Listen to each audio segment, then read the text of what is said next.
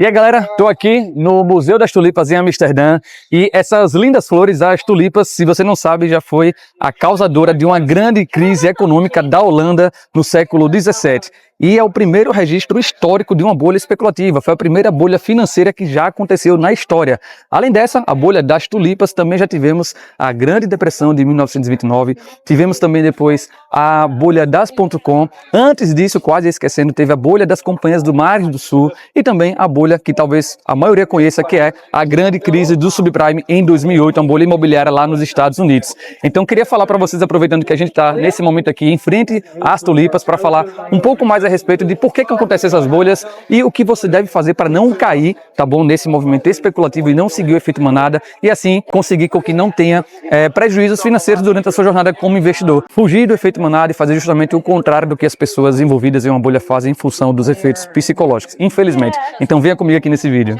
Então pessoal, aproveitando que eu estou aqui em Amsterdã, cercado pelas tulipas, que é o símbolo da primavera, estamos inclusive na estação da primavera nesse momento aqui em Amsterdã, e também o símbolo da Holanda, né? E de uma das maiores loucuras financeiras já existentes. Então eu quero contar nesse vídeo para vocês de forma muito breve, bem rápida, a história dessa bolha das tulipas e por que faz sentido, né? A gente aprender a não cometer os mesmos erros, né? Quando a gente olha no cenário atual dos mercados. Até porque a gente vê e percebe que de tempos em tempos surgem novas bolhas financeiras. Lá no século XVII, a Holanda era uma potência econômica e as tulipas eram um símbolo de raridade, muito desejo e de status também, né, ao ponto que elas começaram a ser negociadas como investimentos. As pessoas pensavam nas tulipas aí como investimentos e começaram a elevar muito os preços delas. Para vocês terem ideia, uma única tulipa chegou a valer o preço de uma casa, é mole? E aí a especulação ela foi ficando cada vez mais desenfreada. Eram feitos contratos futuros, né, os contratos futuros que a gente conhece hoje, né, tem muitos aí de commodities, então com as tulipas também eram feitos porque as pessoas achavam que os preços iriam continuar subindo. Aquela alta infinita que a gente chama no mercado, né? Os preços aí atingindo valores irreais, né? E aí eram feitas promessas de compras também, tinham compradores. Só que aí aos poucos, quando as pessoas foram começando a perceber que aqueles preços que eram negociados das tulipas não tinham sustentação real, o que a gente chama aí dos fundamentos, né, dos ativos no mercado, quando a gente está vendo no ativo sendo negociado muito acima do que ele deveria valer, um preço muito especulativo, sem base alguma nos seus fundamentos, nos seus resultados, então as pessoas começaram a enxergar que, opa, alguma coisa aqui está errada. E aí, colapso total, meus amigos. As tulipas aí deixaram de valer, absurdo de dinheiro, começaram a despencar, a derreter e viraram apenas flores, fazendo com que muita gente aí acabasse quebrando. Pessoas faliram e o mercado entrou em pânico, assim como também aconteceu em outras bolhas, tá? Bolhas das empresas .com é a que eu mais me recordo, né? As empresas de tecnologia, assim como também aí na época da crise do subprime em 2008. Então, meus amigos, saibam que sempre que o desejo de lucrar muito rápido com o mercado, ou enfim, com qualquer ativo que seja, supera o valor real de algo que você está negociando, o risco de bolha daquele ativo, ele começa a aparecer, tá bom? Então não compre algo só porque está subindo. Não compre uma ação só porque está na moda. Já aconteceu uma vez, eu lembro, né, no mercado brasileiro com a Magazine Luiza. Todo mundo, né, foi comprando e porque estava na boca do povo, um monte de analista recomendando e era uma ação que estava tendo ali muita especulação em cima dela, né? Era uma ação que entregava bons resultados, só que com margens muito apertadas por causa do setor de varejo no Brasil. E aí quando sobe o juros, né, a tendência é que a ação, caso não continue entregando bons resultados, boas margens de lucros, vá despencando aí à medida que vai subindo a taxa de juros. O que aconteceu com a Magazine Luiza, com outras empresas também do setor de varejo no Brasil, e gerou-se, né, um movimento especulativo com essas empresas, porque as pessoas começaram a ficar gananciosas, porque via a empresa subindo sem parar. Nesse momento, elas querem o quê? Ganhar dinheiro rápido, acham que colocando pouco dinheiro naquelas empresas vão obter um ótimo retorno no curto prazo. E no curto prazo, a gente não vai conseguir aí altos retornos, saiba disso, tá bom? A gente vai conseguir isso no longo prazo. Então, invista com consciência, acompanhe aí os resultados dos ativos que vocês investem e invista com base nos fundamentos. E aí, ainda falando sobre o mercado brasileiro, está acontecendo agora com a Melius, uma empresa que vem subindo bastante nos últimos dias porque ela começou a alocar parte do seu caixa, quase a totalidade, na verdade, do seu caixa em Bitcoin. Algo que, uma estratégia, né, que já vinha sendo adotada aí pela MicroStrategy, que agora é só Strategy, lá dos Estados Unidos, do Michael Saylor, o mais conhecido, né, tem milhares e milhares de Bitcoin. E apesar de eu defender muito o Bitcoin como um ativo, inclusive o maior percentual da minha carteira está em Bitcoin, tá? Acredito muito para o longo prazo, só que, nesse caso, uma empresa que começou, né, a negligenciar as suas operações, não estou falando que é o caso da Melius em si, enfim, mas uma empresa que começa a dar muito mais importância, a alocar parte do caixa,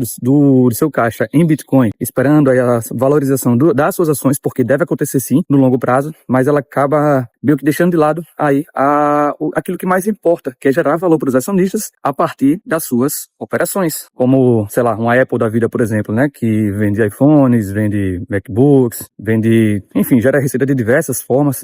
Então a Melius pode se tornar uma empresa de Bitcoin, como é o caso da Strategy. É uma empresa de Bitcoin hoje em dia, vamos dizer assim. O resultado das ações, das cotações das ações, não vem das operações das empresas. Elas estão vindo basicamente da valorização do Bitcoin. E por que a Strategy, a Melius, vem valorizando mais do que o Bitcoin? Porque elas têm um risco mais embutido, que é o risco de você investir em uma empresa. Eu prefiro particularmente investir no Bitcoin nesse caso. Não vou investir em uma empresa que basicamente aloca os seus recursos nesse ativo, né, que é o Bitcoin. Enfim, só peguei o caso da Melius para vocês entenderem que muito provavelmente vai ser também uma bolha especulativa, tá bom? Porque o Bitcoin em algum momento vai corrigir, e vai corrigir forte num bear market, como já aconteceu aí nos outros ciclos, né, do Bitcoin. Então, assim, muito cuidado com isso, tá, com esses movimentos especulativos. As pessoas costumam ficar com medo de ficar de fora daquele movimento altista, que é o chamado FOMO, Fear of Missing Out, e acaba comprando no topo. E aí, quando vê o negócio despencar, vende no fundo. Justamente o contrário do que se deve fazer no mercado. E por que essas bolhas especulativas, bolhas financeiras acontecem? O Morgan Housel, que é o autor do livro A Psicologia Financeira, que, olha, recomendação para vocês aqui, tá? Um excelente livro, um dos livros que eu mais curti, e ele vale para quem é investidor iniciante, investidor intermediário, ou até o investidor que tem muitos anos no mercado, tá bom? Então eu recomendo A Psicologia Financeira.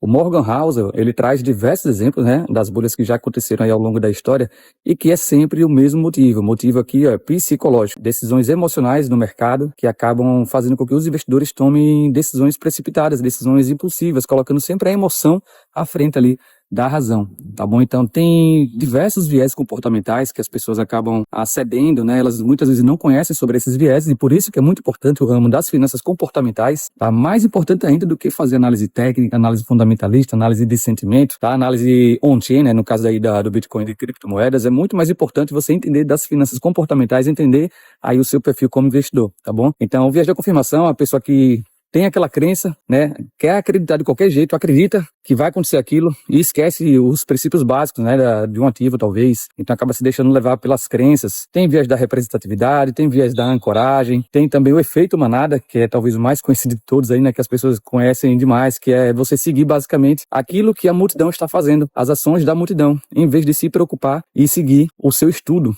Sua análise está dizendo uma coisa, mas a multidão está indo para o outro lado. Cara, se mantém fiel à sua análise, se você acredita, né, estude de fato aquele ativo e imagina o que vai acontecer com ele. E sempre pensando em longo prazo. Não pense em obter lucros rápidos de curto e médio prazo, porque é justamente isso, como eu já falei nesse vídeo, que acaba gerando essas bolhas especulativas. E um último ponto aqui, muito importante também, pessoal, é o seguinte: quando você for montar a sua carteira de investimentos ou for fazer uma reestruturação, eu aconselho que você dê mais ênfase, né? Aloque um maior percentual ali do seu portfólio em ações de valor, né? As chamadas ações de dividendos no Brasil, mas ações de valor, tá? Basicamente é isso. E não ações de crescimento. Ações de crescimento devem estar na sua carteira? Creio que sim. Eu também tenho ações de crescimento, mas eu tenho muito mais ações de valor, que são aquelas empresas que têm um modelo de negócios mais sustentável, mais sólido, que têm ativos mais tangíveis, né? Que são, basicamente, no Brasil, empresas do setor financeiro, de utilidade pública, de saúde também, que são setores perenes, de consumo não cíclico, tá? Já empresas de crescimento, elas dependem muito aí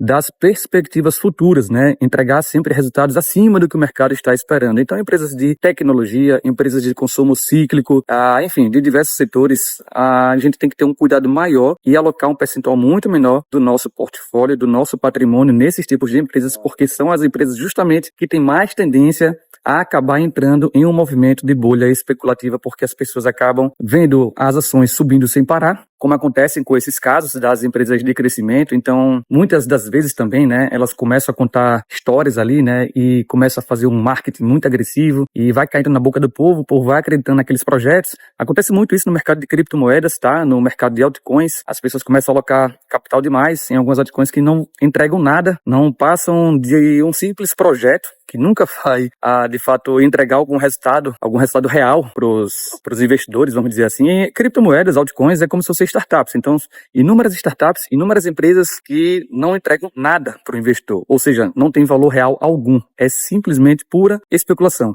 Tá bom? Então, muito cuidado também quando for investir em criptomoedas. Eu invisto também, tá? Em criptomoedas, mas sempre com muito cuidado e é mais ali um capital especulativo, percentual muito pequeno do meu patrimônio.